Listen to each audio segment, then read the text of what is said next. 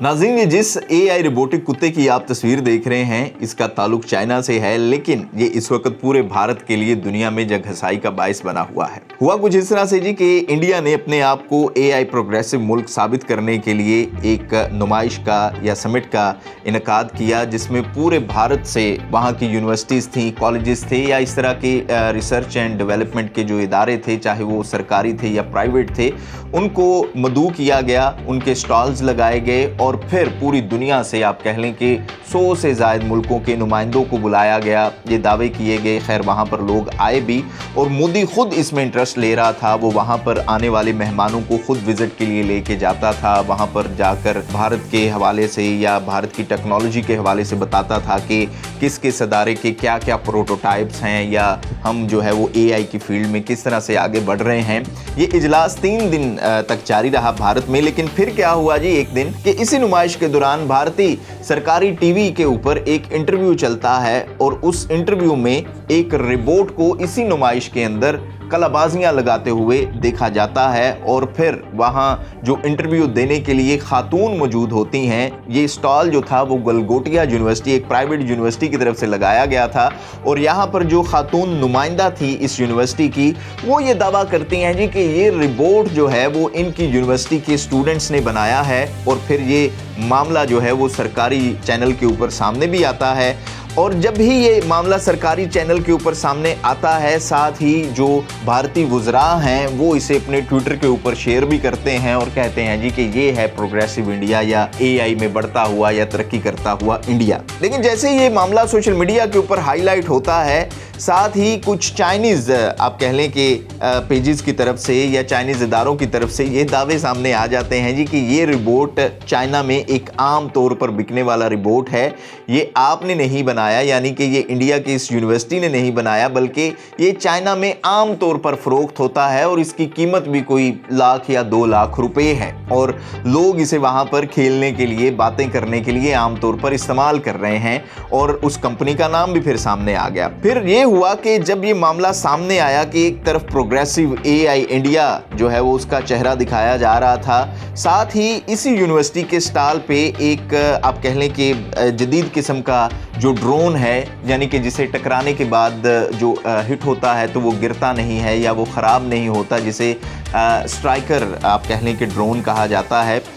उस ड्रोन को भी वहाँ पर रखा गया था। और ये भी कहा गया जी कि ये जो ड्रोन है ये बनाया गया है इसी यूनिवर्सिटी के तालिब इल्मों की जानिब से या इसी यूनिवर्सिटी की जानिब से। लेकिन फिर वो भी बात जो है वो दावा इस यूनिवर्सिटी का झूठा निकला और सामने जो चीज़ें आई पता ये चला जी कि ये भी चंद लाख रुपए का है और ये कोरियन कंपनीज जो हैं वो बना रही हैं और ये जो मॉडल दिखाया जा रहा था ये दरअसल इस कोरियन कंपनी का ही था। ये जब सूरत हाल सामने आई, चाइना समेत पूरी दुनिया में भारत की जगहसाई हुई। खास तौर पे मोदी सरकार इस वक्त शदीद तनकीद की जद में है, लेकिन जब जैसे ही ये यूनिवर्सिटी मोदी के लिए जगहसाई का जरिया बनी तो फौरी तौर पर इसके ऊपर एक्शन भी हुआ और इनका स्टॉल वहाँ से हटा दिया गया। खैर बाद में ये अपने तौर पर कहते भी रहे जी कि उन्होंने ऐसा नहीं कहा था, वैसा नहीं कहा था, हम जो हैं वो 350 करोड़ रुपए इस यूनिवर्सिटी ने कहा कि रिसर्च एंड डेवलपमेंट में लगा रहे हैं, ये सिर्फ प्रोटोटाइप्स थे, यानी कि इसे हमने नहीं बनाया था, हम तो इसे चाइना से ही लेके आए थे या कोरिया से ही लेके आए थे, जिसका मकसद ये था कि सिर्फ जो स्टूडेंट्स हैं वो इनसे यूज़ टू हो जाएं और इनसे वो बेहतर चीज़ कोई बना सकें। फिर बाद में ये बयानात सामने आए। लेकिन खैर ये मामला जब सोशल मीडिया के ऊपर हाईलाइट हो गया तो फिर बाद में उस टीवी चैनल को या सरकारी टीवी चैनल को वो वीडियो भी डिलीट करनी पड़ी क्योंकि ये दुनिया में फैलती जा रही थी वीडियो। खैर ये जैसे ही चीज़ें सामने आई तो जो इस वक्त तनकीद का सामना है मोदी को, वो इस हवाले से भी है कि आज से अगर हम 20 या 30 साल पहले देखें तो जब दुनिया में इंफॉर्मेशन टेक्नोलॉजी सामने आ रही थी या उसमें जिद्दत आ रही थी तो भारत उसमें कहीं ना कहीं लीड भी कर रहा था। ख़ास तौर पे मैन पावर के हवाले से सॉफ्टवेयर की फील्ड में भारत का शहर जो बेंगलुरु था वहाँ पर इस तरह की जो है वो पार्क्स भी बने और ख़ास तौर पे जो इसमें अहम तरक्की मनमोहन सिंह के दौर में हुई थी कि ये सारी चीज़ें तभी डेवलप की गई और भारत इसमें वाकई ही लीड कर रहा था, इसमें कोई शक नहीं है। आप आज भी देखें कि वही क्रीम है या वही एक लॉट है जो इस वक्त आपको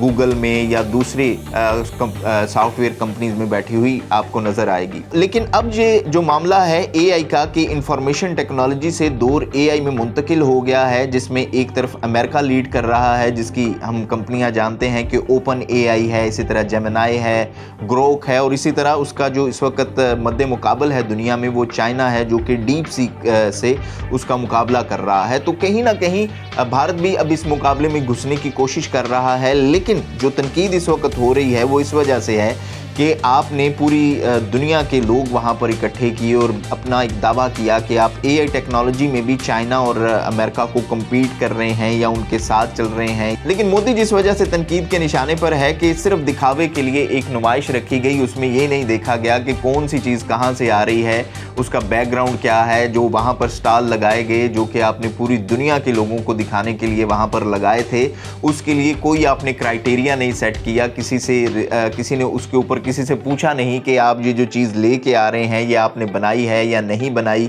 या ये पुरानी टेक्नोलॉजी है या नई टेक्नोलॉजी है। इस हवाले से कोई स्क्रूटनी नहीं की गई, जिसकी वजह से मोदी की जो हुकूमत है वो इस वक्त शदीद तनकीद की जद में है। साथ ही जो इस वक्त मोदी तनकीद की जद में है उसकी वजह यह है कि जो मनमोहन सिंह के दौर में भारत ने इंफॉर्मेशन टेक्नोलॉजी में तरक्की की थी, उसके लिए एक विजन था मनमोहन सिंह का, जिसके बाद इंडिया यहाँ तक पहुँचा। और उसने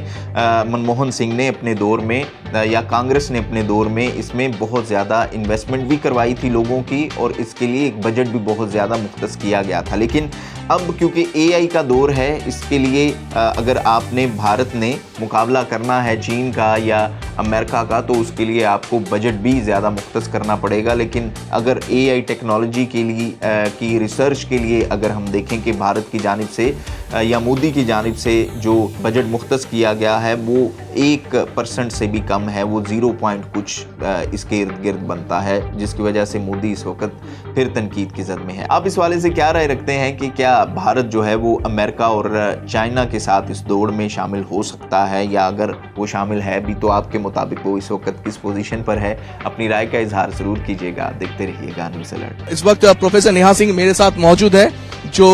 बात करेगी। प्रोफेसर नेहा, नमस्कार। ये ओरायन जो है बिल्कुल हटके है। Orion is the new artificial intelligence face. It is a robo dog, और जैसा कि आप देख सकते हैं ये बहुत सारे शेप्स और साइजेस में अपने आप को तब्दील कर सकता है, और इसके अंदर जो बैटरीज हैं वो 8 घंटे तक ऑपरेशनल होती है। छोटे मोटे टास्क करता है, ये सर्विलेंस करता है, मॉनिटरिंग करता है, अनएक्सेसिबल जगहों पर जाकर के उनकी पिक्चर्स कैप्चर कर सकता है, और हमारी पूरी कैंपस में ये घूमता रहता है, बच्चों को बहुत एंटरटेन करता है। आप देख रहे हैं ना, ये ओरायन रोबोटिक डॉग या रोबोटिक कुत्ता का है हिंदी में, लेकिन ये थोड़ा अलग है, हटके। आजकल हम देख पाते हैं क्रिकेट स्टेडियम में ऐसा चल रहा है, लेकिन ये थोड़ा हटके है।